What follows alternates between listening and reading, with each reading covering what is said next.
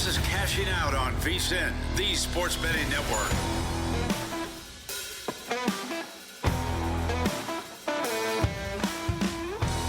All right, welcome into another hour of Cashing Out with Joe Ceraulo. It's been a tremendous Thursday in the world of sports. A lot of good action, fun stuff on the diamond. We've got a couple of games ready to wrap up in Anaheim and San Francisco.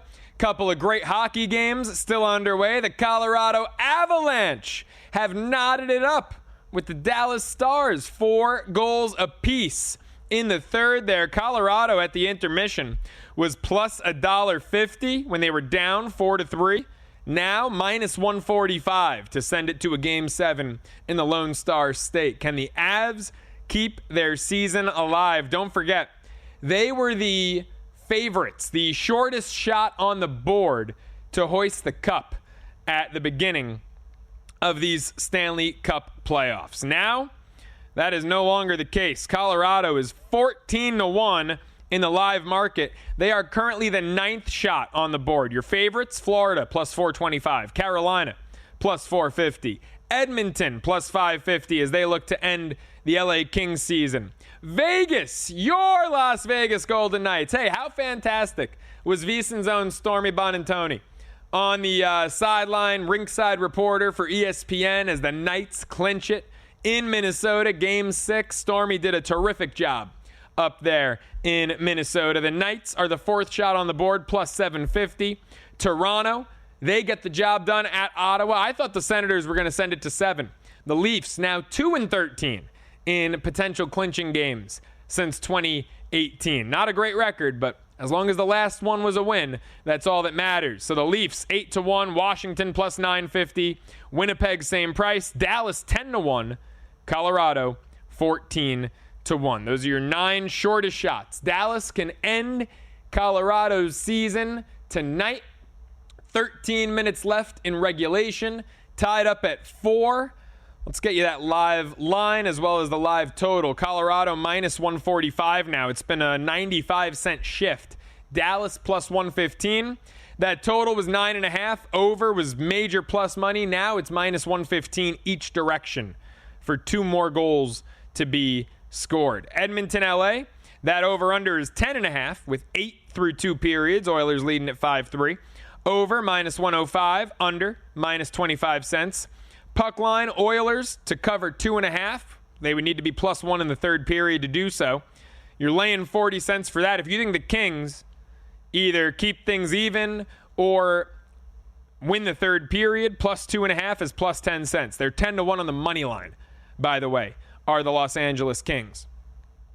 Denver, down as many as 14 in Inglewood, has this thing within 9, and a missed layup by Derek Jones has the Nuggets ball down 9, 11 minutes to go in the game. We've entered the 4th quarter out there in SoCal.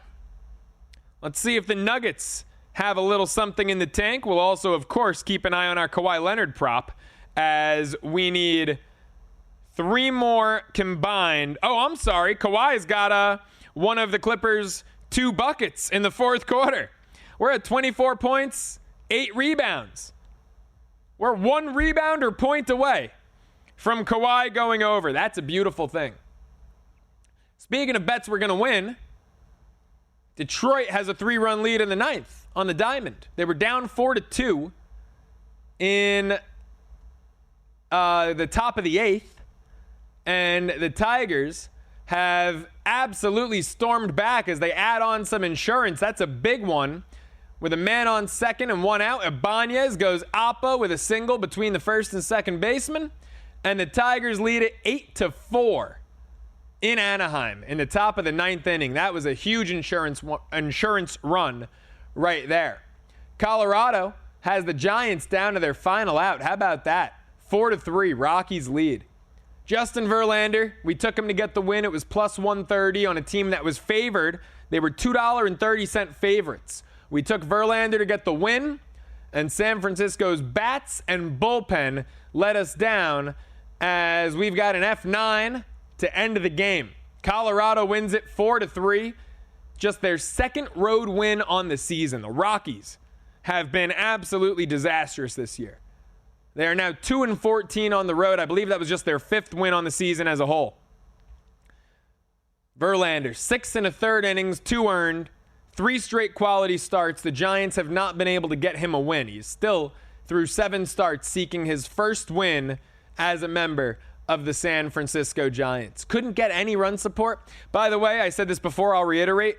When we were giving out the VSiN Daily Morning Bets and we took Verlander as Kawhi Leonard gets a bucket and we're over 32.5 points and boards. I said give us a 30 piece. He's at 26 points and 8 rebounds as Kawhi.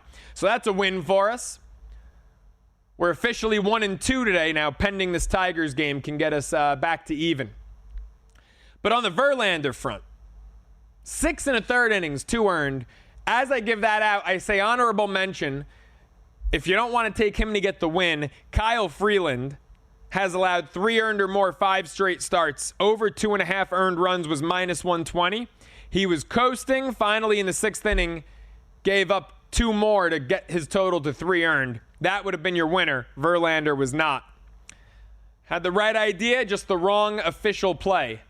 As the Giants lose to Colorado 4-3. They had a 12-game... Wow, I didn't even know that when I made the bet. They had a 12-game home winning streak against the Rockies. I didn't even know that. How about the Avalanche taking the lead? Wow, 5-4, Colorado. I mean, this action on the ice has been sensational. My goodness. It doesn't get better than this, folks. Playoff hockey. We'll get you who the goal scorer was there. 10.5 minutes to go. Avalanche first period, up 2-0. Second period, they lose the period 4-1. And now, up 2-0 here in the third period. Colorado really playing like their season's on the line. Still awaiting the official goal scorer there. The box score does not actually have a name. There we go. Wait, I think it was... Nope. It popped up Nathan McKinnon and then it disappeared. Maybe our terrific producer Jared Moore can confirm that in my ear if that was McKinnon or not. But his name popped up and then it disappeared. Yep, Nathan McKinnon. Wow, was that his 6th goal already of the postseason? Insane. 6 goals in 6 games. Have yourself a playoff run, Nathan McKinnon. Avalanche, 5. Stars, 4. Live line right now, Colorado. Money line, I mean, this is insane. -$7. -750 now. Dallas money line. Oh my God, -850. This thing is moving like crazy. Stars money line, 5-1. I mean, the Stars just ripped off 4 goals in the second period. And you're giving us +550 as Colorado moves more. They were -$7. Now it's -920. Holy crap. Puck line, much more reasonable. Avalanche -1.5 is -105. Dallas +1.5, -125. That over 10.5, which was -15 cents, is now -$1.55. We are 5 minutes away from the third period in Edmonton, potentially the final period of the LA Kings season. 8 minutes to go. They're at a commercial break in Inglewood. As wow, Detroit, 2-run homer, 10-4, over and out. Tigers, 8 unanswered runs in the final 2 innings for Detroit. That's going to be a nice win for us. Now up 6, top of the 9th, I'll call that one a win.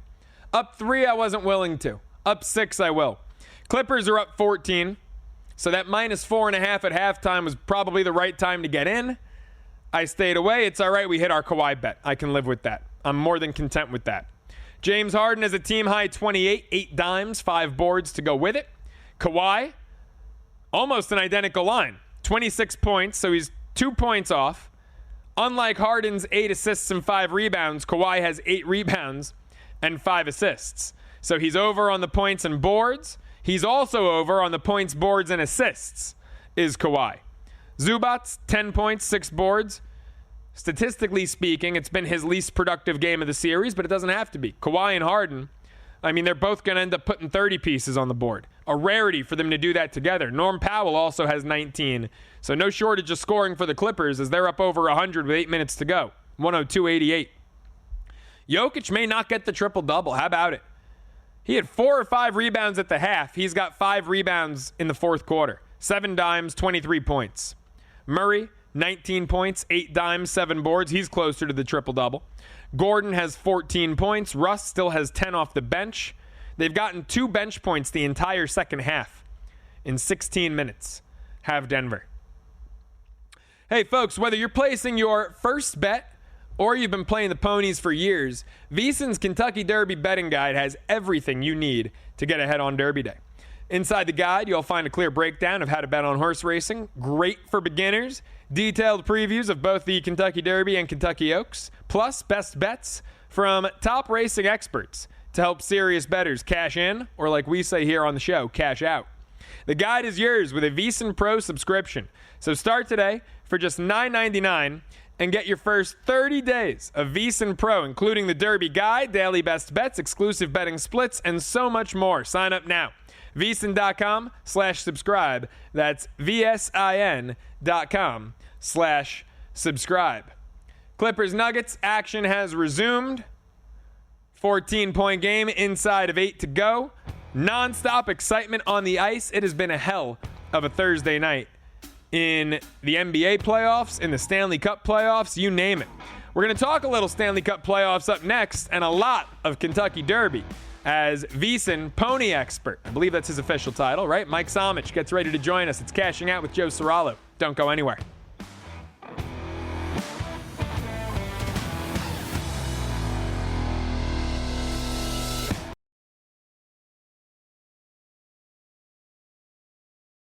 Welcome back to Cashing Out here on VSiN, the Sports Betting Network.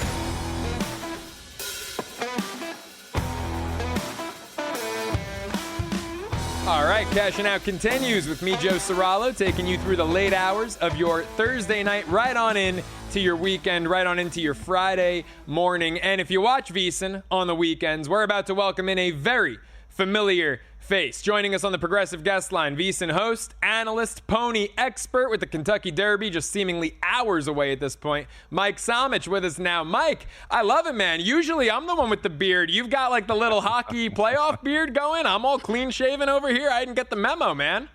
Hey, we got to grow it out, man. We're rooting for my St. Louis Blues. You got to grow the playoff beard when playoff hockey is going on. So I'm rocking it until we're at least out. And then my wife may make me keep it anyway. But we'll see. You never know. Well, that's all personal preference. I won't ask about that. But I didn't know you're a Blues fan. So you have a massive Game 6 coming up Friday night now. Blues, Winnipeg. I mean, you shop around. You can get the St. Louis Blues anywhere from about -5 cents to -15 cents. What's your outlook on this game? It's a huge game for us. And look, we've been playing huge games now for what feels like 2-3 months. I mean, this was a St. Louis Blues team that was 10 points out of the playoffs, the best team since the Four Nations break. It's a young hockey team that doesn't have a ton of playoff experience, which is kind of odd because we won the Cup in 2019, but a lot of those players are not the key contributing players that are on this same St. Louis Blues team. And early in the series, you could see that. When we were up in Winnipeg for Game 1 and Game 2, you saw the young kids not being able to play playoff hockey. We went home, and St. Louis dominated those 2 games at home. Game 5, hats off to Winnipeg. They upped the level a little bit. They took us out. They played very well, much without their captain, Mark Scheifele, who was not going to make the trip to St. Louis. And now we have to head back to St. Louis. And this is where I believe this Blues team can shine. They've won 14 straight at home. We get last change, which is a huge deal in hockey. A lot of people who kind of just bomb in for the playoffs don't realize that the road team has to put their line on the ice first, and then the home team gets to decide who to match up that line with. That makes a massive difference, especially in defensive zone and offensive zone faceoffs. It allows the Blues to get their best players on the ice when you're seeing Winnipeg's third and fourth line, which aren't nearly as good defensively. That's why you saw that offensive explosion from St. Louis in Games 3 and Game 4. I don't think the Jets can beat us at home. I think we're sending this thing back to 7. I already bet St. Louis -105.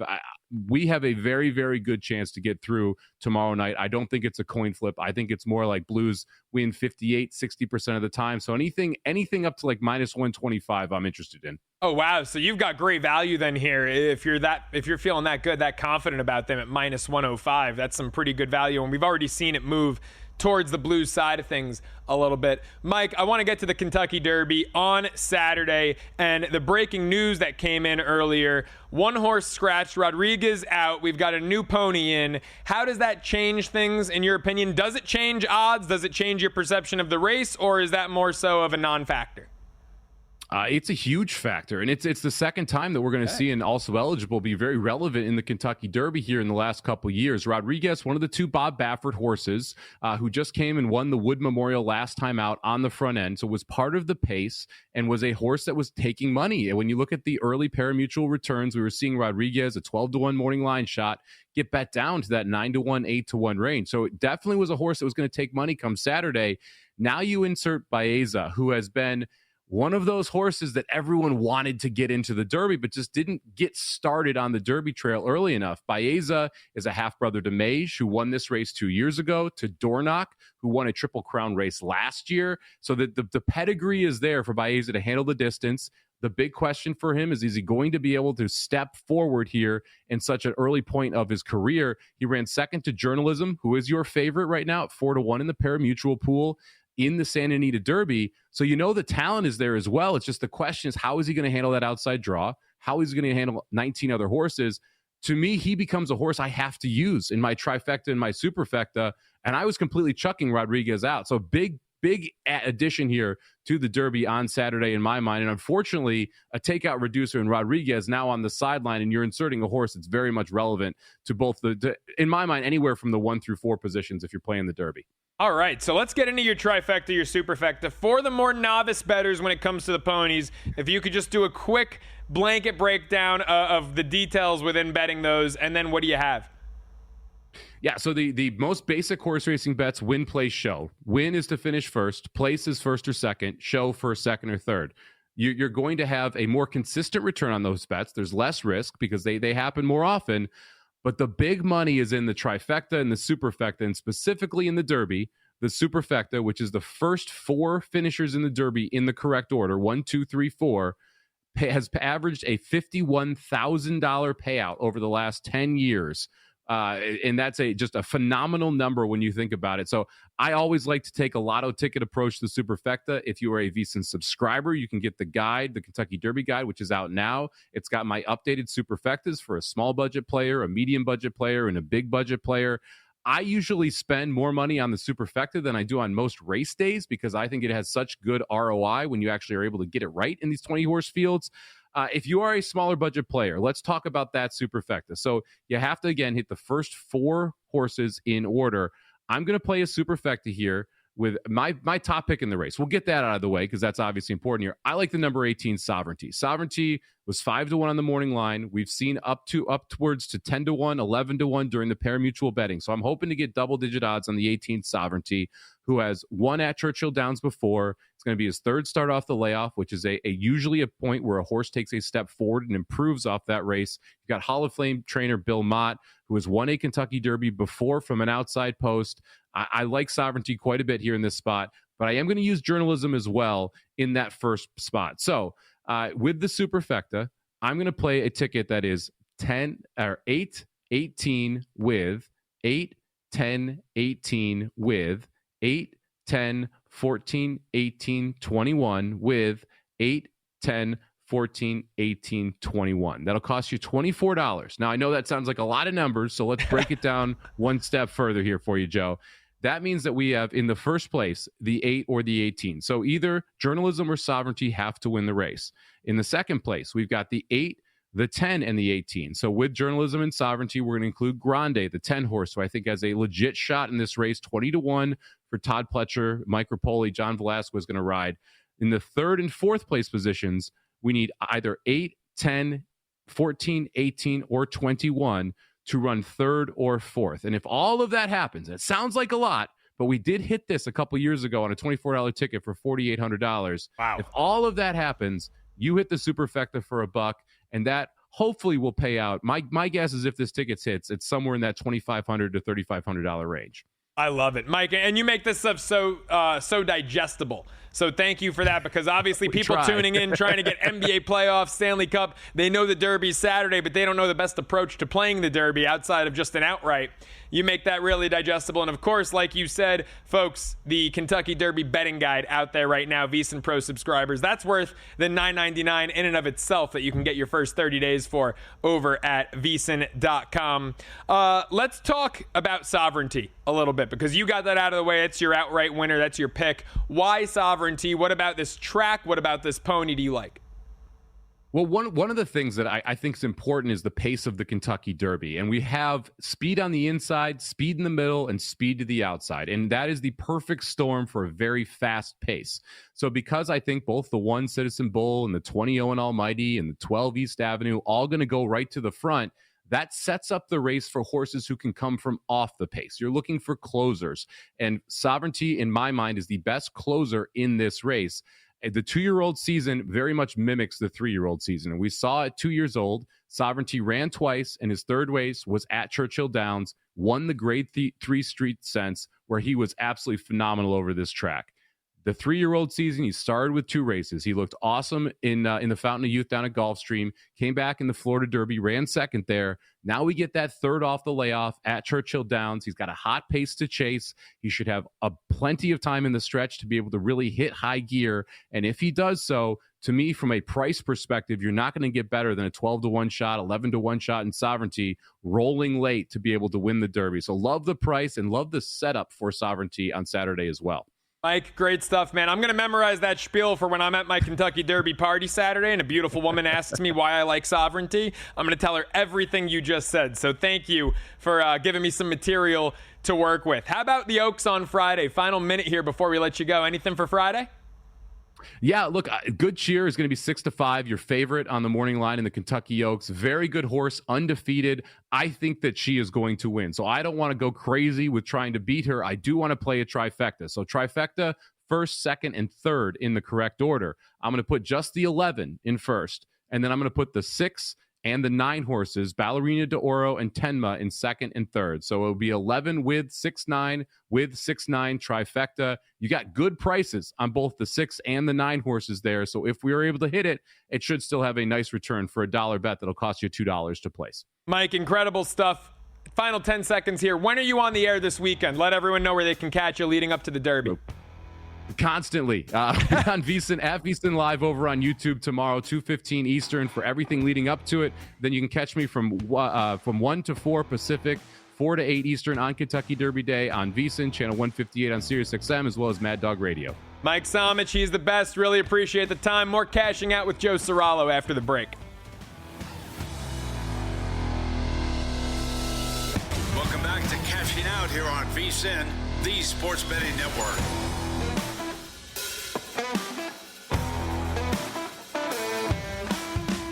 Cashing Out continues with Joe Ceraulo taking you through your Thursday night, and this one in Inglewood is not over. Probably going to be shortly. Jokic seems like he's threatening the official in Serbian for not getting a foul call on a layup that would have made it a 3-point game. But let's see this replay here. No, there's no foul there, Jokic. Come on. Hey, you and your brothers, shut up. Zubac's great defense. Jokic lowered his shoulder, if anything.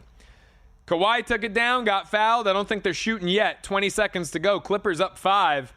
Looks like we're headed for a Game 7, but Denver stormed back. How about that? We were talking to Somich about the Ponies. The Nuggets went on a 15-5 run. They were down about 15, 16 points. 5-point game here, 20 seconds to go. The Colorado Avalanche have just iced it. 6-4 Avs. Here's another empty netter. 7-4 Avalanche. Wow. Over 9.5 gets home. If you took an alt, 10.5, that gets home. Avalanche down 4-3 going into the third. We're plus $1.50 on the money line. 4 goals in the third period, 2 of the empty net variety. And they are going to be your victors, 7-4. We're going to get a Game 7 in Dallas, folks. My goodness. This series, make it the Western Conference Finals, please and thank you. What a series this has been. Avs win game 1. Dallas win 3 out of 4. Colorado answer in game 6 on home ice. Edmonton still on the ice with the Kings. Still 5-3. No score there through 10.5 minutes in the third period. We've got 9:30 to play. LA opened the period 10-1. Currently 20-1 on the money line. That plus 2.5 was plus 110. It is now plus $1.30. Kings puck line. Oilers minus 2.5, minus 165. That totals come down from 10.5 to 9.5, and the over is plus $1.30. That's what happens when you have half a period of no scoring. Clippers get one free throw. They lead by 6. Not over yet. 111-105. 18 seconds left.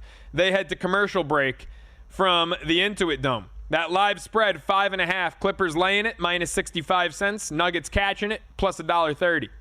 Now plus $1.35 for the Nuggets, minus 175 for the Clippers. So Denver has really done a great job of hanging around. This is one of those situations, one of those cases where it's going to look like the Nuggets just run out of clock to work with here.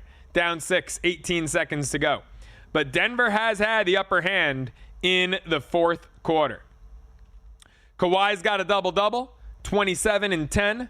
Harden still on 28 points. Norm Powell has been keeping LA afloat. He's up to 24. So 3 guys on the Clippers with 24, 27, and 28 being Powell, Leonard, and Harden.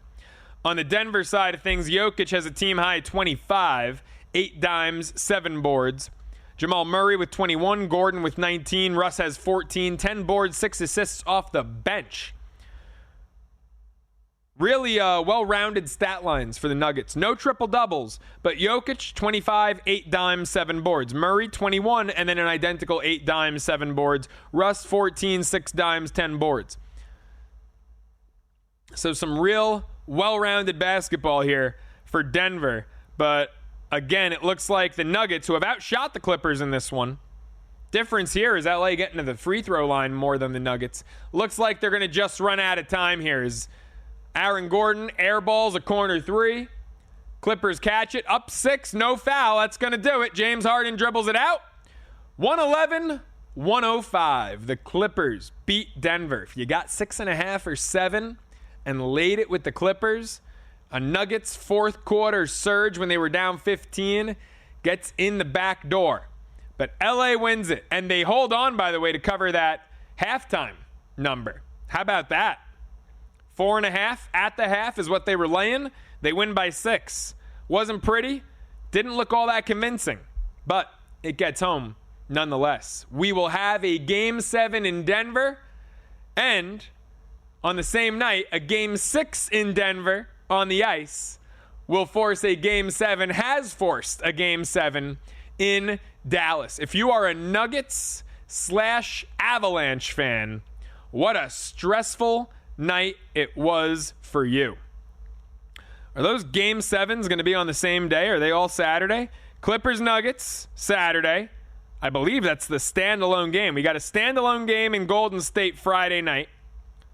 6 p.m. Pacific, 9 p.m. Eastern, Rockets Warriors. Saturday, I believe we've got a standalone Game 7, Clippers Nuggets, and then, if necessary, a Game 7 between Golden State Houston and a Game 1 Indiana Cleveland would be Sunday. So Saturday is your Game 7, Nuggets Clippers. Thank goodness, by the way, because there was a chance where we would have had potentially no playoff basketball on a Saturday. My goodness. And then Avalanche Stars, Game 7, Saturday. What a day it's going to be for Denver sports fans. Wow. Saturday, May 3rd. Mark your calendar. Would also be the day for a Game 7 between Edmonton and LA, but I'm thinking the Oilers end this one in 6. So Saturday, the NBA and the NHL could have one game apiece, and they could both be involving teams from Denver. Kawhi gets us there, folks. Finishes with 37 points and boards. We needed 33 to cash out that ticket. So after we just missed out, he had 29 in Game 5. Game 6, heroics at home. He gets there. I'm loving this series. This has lived up to the billing. Clippers opened plus 135 when we hopped on them. Quickly got to a pick 'em. Then the favorites, despite not having home court advantage. Let's see how much that home court advantage means. Each team has gone 2-1 at home thus far. Pretty normal. You don't expect the home team to win every game. 2-1 at home. I mean, it's not like the Knicks Pistons where the road team won games 2 through 6, 5 in a row, right? Home teams 2-1 in this series. Will the Clippers make it 2-2, or will Denver make it 3-1 in Game 7? I can't wait. I love this Clippers team. I'll tell you who I'm going to be targeting Game 7, Ivica Zubac. Statistically speaking, had his worst game. Now, he was mighty efficient. I believe he was 5 of 6 shooting. Didn't have a bad game. Played some really good defense. Got that stop against Jokic at the end there when Jokic was crying for a foul. I might look at it as Zubac's points total or a points and boards total. I think he finished 10-6 in this one. He had gone, 16 or more points every game, 19 or more in 4 out of the first 5, excuse me. So on a night where Harden goes for 28 and Kawhi goes for 27, Ivica Zubac might be the guy worth targeting in Game 7. You always got to look for the guy who maybe his number is going to come down a tick, right? 10 points, uncharacteristic for him. He was averaging 20.4 points per game going into Game 6 this series. Maybe look Zubac over. He's been sensational. I love this Clippers team so much. Fun team. I need a Clippers Thunder second round matchup. I don't want to hear about the Warriors. I don't want to hear about the Rockets. I don't want to hear about Minnesota. I just want a Clippers OKC second round matchup that frankly should be the conference final. If we get LA still has to win a Game 7 on the road. But I just love the way that those teams profile and match up with one another. Folks, Derby Day is right around the corner. Why not make your first bet your best bet? With our friends at First Bet, you can wager on Churchill Downs, Belmont Park, and tracks around the world, all from your fingertips, right at your phone, tablet, or computer. Just go to firstbet.com. It's the number 1, stbet.com. Enter the promo code VSIN200. You can get a $200 sign-up bonus. Don't miss out. Bet smarter on the Derby with our friends over at firstbet.com. We're going to shift gears a little bit as these games come to an end. 1 game left. Clippers win it by 6. Avalanche win it 7-4 with 2 empty netters late. It's the Oilers 5, the Kings 3. 8 minutes to go in Edmonton. Potentially 8 minutes to go in Los Angeles' season, despite the 2-0 series lead that they once held. Edmonton on the verge of winning 4 straight games against the Kings, on the verge of knocking LA out of the playoffs in 4 straight seasons. We'll keep an eye on that, but we'll shift gears to the Diamond. Up next, I can't wait. VSiN MLB and college hoops expert Greg Peterson going to join the show. Going to break down a weekend ahead in baseball. Friday's MLB slate, all over it, and then some right after the break. It's Cashing Out with Joe Ceraulo. Don't go anywhere. You're locked into VSiN, the Sports Betting Network.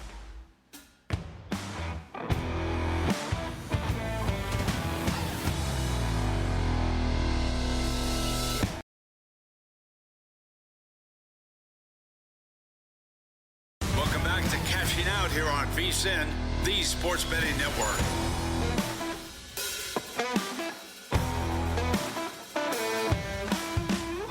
Cashing Out continues with me, Joe Ceraulo, taking you through your Thursday night right into the late hours of it, maybe your Friday morning for our friends watching over on the East Coast. And now I'm excited to take you back to the progressive guest line. We've had VSiN expert after VSiN expert on this hour. First, Mike Somich getting you ready for the Derby, a little hockey too. Now, how about some Friday baseball bets with our own Greg Peterson. Greg, how are you, my friend? I'm doing great, Joe. It's been a great week on the Diamond, and always love being on with you. Thank you. Yeah, it's been a fun one. I mean, got back in the win column late today. I had a 1-2 day in baseball, 2-2 overall. Not ideal, but that Tigers comeback helped. We were on Detroit money line in Anaheim, and that 8th inning and 9th inning eruption offensively was a nice way to end the night and fend off potentially an 0-3 day on the diamond. Let's hope you can be a little more profitable on Friday than I was on Thursday. Let's start with, I think, a very underrated pitching matchup. All we hear is Hunter Green, Hunter Green, Hunter Green. Mitchell Parker has quietly been a quality start machine for the Nationals. Are you thinking under? What are we thinking here, Nationals Reds, with both of these really competent starters on the bump? Now, in this start, I actually do like the Reds on the run line, and it's not because of Mitchell Parker, it's this Washington Nationals bullpen. Because Mitchell Parker can only do so much. When you get into the Nationals bullpen, ERA above a 7 this year. They've got 2 active relievers in the bullpen right now who have a sub 5.5 ERA, and all of their good arms got used in one of their few wins today against the Philadelphia Phillies. So that means that the likes of Kyle Finnegan and company might be a little bit either going on to back-to-back or unavailable altogether. So that's a big issue for the Reds after they forgot how to play baseball in the doubleheader 24 hours ago. They bounced back today, and for Hunter Green, what I've been most impressed by is the way that he's reduced on the walks. Like, first 3 years in the big league level, he was giving up about 3.4, 3.5 walks per 9 innings, down to 1.5 this year. And this is a Nationals team that typically they don't swing and miss too much. That had been their MO the last 3 or so years. They're whiffing a lot this year with bringing in guys like Dylan Cruz, Josh Bell, who just haven't been able to give you too much. So I do like the under in this spot at an 8.5. I wouldn't want to go down to an 8, but at an 8.5, I do like the under. But here in this spot, I do like the Reds on the run line just because I don't trust that bullpen. I love it. And make sure, folks, you get a VSiN Pro subscription. If you don't have one already, you get daily detailed MLB write-ups from our guy Greg. And I know you've got some thoughts on this Dodgers-Braves matchup. I think coming into the season, a lot of people would have anticipated Atlanta being in a better position going into this game. But take their full record out of it. They're 8-3 at home. The Dodgers on the road are just 4-7 stateside. Because remember, they won those 2 quote-unquote road games in Tokyo, but LA 6-7 on the road, just 4-7 in true road games. Does Atlanta have a shot here, plus $1.50, or is Yamamoto too much? If we could get a few more cents on this, like a plus 155, plus 160, I would be willing to take a shot on Atlanta. So right now, a little bit of wait and see mode, but I really don't think that people are going to be fading the Dodgers here. So I do think that we get there when it's all said and done, but what has my attention a little bit more is the under, because Yoshinobu Yamamoto has been tremendous. Since coming on over to the States, he does have an ERA around about a 2.5, but this year he's been able to cut that in half. He's posting up a sub 150 ERA. He doesn't walk anyone. He gets 10 strikeouts per 9 innings. And the issue that I've really seen for the Atlanta Braves is that the offense has been all over the place. Granted, it's been a little bit better at home, averaging nearly 5 runs per contest at home, but they entered into the day 16th in the league in terms of run scoring. They've gotten some nice contributions out of the likes of Eli White and company, but I don't think that's going to be long lasting. And then for the LA Dodgers, they have been a little bit hit or miss with their offense. Got online against Miami Marlins, but that's not really saying a lot with what the Miami Marlins are throwing out there. And I do think that for Grant Holmes, him being at home is something that you want to take a look at, because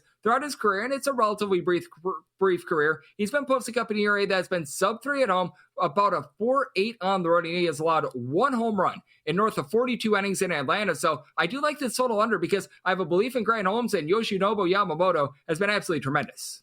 Greg, this is an intriguing one to me. Kansas City at Baltimore. The Royals offense really got off to a slow start, but they've heated up this week against Tampa Bay. And Baltimore running out Dean Kramer with an ERA north of 7 opposite Michael Wacha. Wacha may not look as good as he did last year, but, I still think the record's not indicative of how well he's pitched. I'm inclined to take the plus money price with Kansas City against the team they eliminated from the playoffs last fall. What are your thoughts on this one? I think this is mispriced.